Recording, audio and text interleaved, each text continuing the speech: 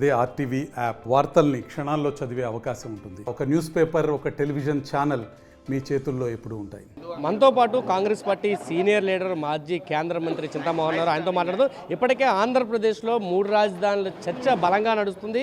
అమరావతి రాజధానిలో ఉండాలంటూ ప్రతిపక్షం అడుగుతుంటే అధికార పక్షం 3 రాజధానులు అంటూ వెళ్తుంది. అయితే కొత్త నినాదాన్ని తిరుపతి రాజధానిగా ఉండాలంటూ చింతామోహన్ అయితే చెప్తున్న పరిస్థితి. ఆయనతో మాట్లాడుతుంది. సార్, ఏంటి ఇప్పటికే రాజధానులు గొడవ ఆంధ్రప్రదేశ్లో ఒక చర్చనీయాంశమైంది. అమరావతి ఉండాలని ప్రతిపక్షం అడుగుతుంది, 3 రాజధానులు అంటూ అధికార పక్షం గోల్ చేస్తున్న పరిస్థితి. మీరు తిరుపతి మళ్ళీ రాజధానిగా ఉండాలంటూ చెప్పిన పరిస్థితి.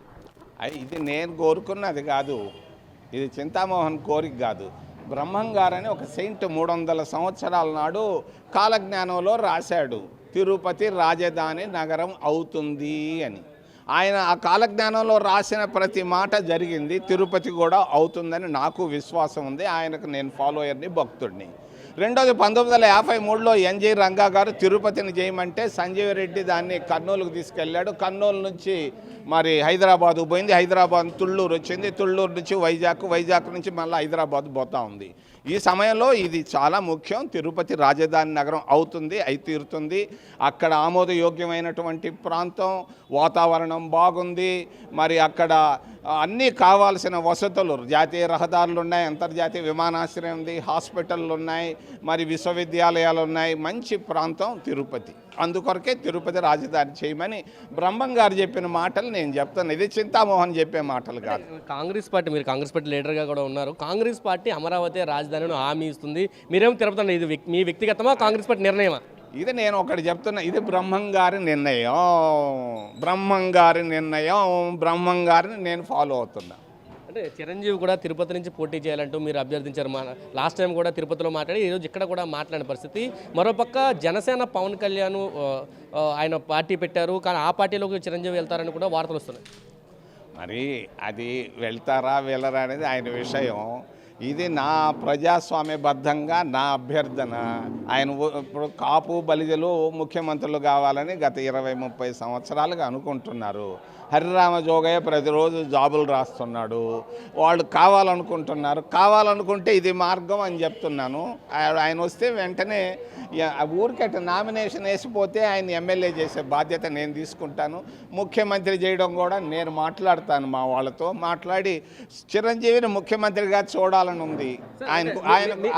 మీరు కాపు బలిజకి సంబంధించి మాట్లాడుతున్న సందర్భంలో నిన్న బొత్స సత్యనారాయణ ఒక కామెంట్ చేశారు, కాపు సామాజిక వర్గం నుంచి నాకు ముఖ్యమంత్రి అవకాశం వచ్చింది, కానీ చిరంజీవి దాన్ని అడ్డుకున్నారు, కిరణ్ కుమార్ రెడ్డిని చేశారంటే ఆయన మాట్లాడారు. ఎలా చూస్తారు? అంటే మీరు చెప్పారు కదా కాపు ముఖ్యమంత్రి అవకాశం మళ్ళీ వస్తుందని చెప్పి. అదే వాళ్ళిద్దరి మధ్య సమస్య అది. ఇది చిరంజీవి బొత్స మధ్య సమస్య.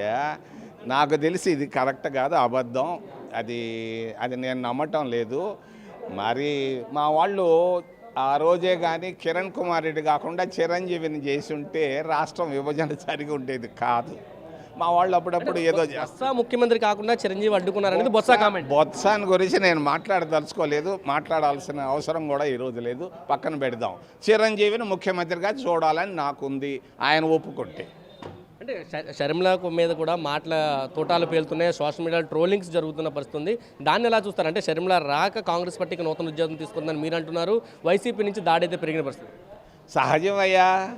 ఇప్పుడు ఆయన దగ్గర 1000 రూపాయలు ఉన్నాయి, నేను 500 నేను పెరుక్కుంటే ఆయన కోపం వస్తుంది కదా. ఇది సహజం, ఇదేముందేడా. అంటే సినిమాలు హడావిడి నడుస్తున్న టైంలో మీరు ఒక పాట రిలీజ్ చేశారు. అధికార పార్టీకి సంబంధించి ఒక సినిమా వచ్చింది, రాజధాని రైతులకు సంబంధించి ఒక సినిమా రిలీజ్ అయింది, మీరు తిరుపతి రాజధానికి సంబంధించి పాట రిలీజ్ చేశారు. ఆ యాంగిల్లో చూడొచ్చా?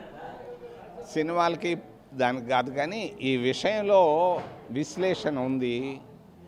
అనువైనటువంటి ప్రాంతం, ఆమోదయోగ్యమైనటువంటి ప్రాంతం, వాతావరణం బాగుంది, అంతర్జాతీయంగా తెలిసినటువంటి ప్రాంతం. ఒక 70 సంవత్సరాల నాడే దీన్ని ఆలోచించారు. ఆ రోజు పొరపాటు జరిగింది. ఈరోజు ఆ పొరపాటుని మేము సర్దుబాటు చేసేదాన్ని నా ప్రయత్నం నేను చేస్తున్నా. నేను తప్పనిసరిగా విజయవంతంగా తిరుపతిని రాజధాని చేస్తామని నమ్మకం నాకుంది. నేను అడుగుతున్నా మీ ద్వారా, చంద్రబాబు తిరుపతి వద్దని చెప్పమను, జగన్ని చెప్పను, నోరు తెరిసే దమ్ముంటే చెప్పని చంద్రబాబు సవాలు విసురుతున్నా. తిరుపతి రాజధాని వద్దు అని చంద్రబాబుని చెప్పమను, నాకు తుళ్ళూరు కావాలని చెప్పమను, సవాల్. మరి జగన్ బాబుకు కూడా సవాల్ విసిరేస్తున్నా, నాకు వైజాగ్ కావాలి, రాయలసీమ వద్దని చెప్పమని అతన్ని, దమ్ముంటే చెప్పమని సవాల్. Thank you. ఇది చెప్తున్నారు. తిరుపతి రాజధానిగా ఉండాలంటూ చింతామోహన్ అయితే ఆశిస్తున్నారు. బ్రహ్మం గారు కాలజ్ఞానం చెప్పారు కాబట్టి తిరుపతి ఖచ్చితంగా రాజధానిగా ఉండాలంటూ తన కోరికగా అయితే చెబుతున్న పరిస్థితి ఉంది. అయితే అధికార ప్రతిపక్షాలు కూడా తిరుపతి రాజధాని వద్దు అని చెప్పడానికి సిద్ధంగా ఉన్నాయంటూ సవాల్ విసురుతున్న పరిస్థితి అయితే కనిపిస్తుంది. చిరంజీవి తిరుపతి నుంచి పోటీ చేయాలి, ఆయన ముఖ్యమంత్రిగా చేసే బాధ్యత చింతామోహన్ తీసుకుంటానని చెప్తున్న పరిస్థితి ఉంది. కెమెరా పర్సన్ విజయ్ దగ్గర సురేంద్ర RTV విజయవాడ నుంచి. మరిన్ని వీడియోస్ కోసం ఛానల్ ని సబ్స్క్రైబ్ చేయండి, లేటెస్ట్ అప్డేట్స్ కోసం వాట్సాప్ ఛానల్ ని ఫాలో చేయండి అండ్ లింక్ డిస్క్రిప్షన్ లో ఉంది.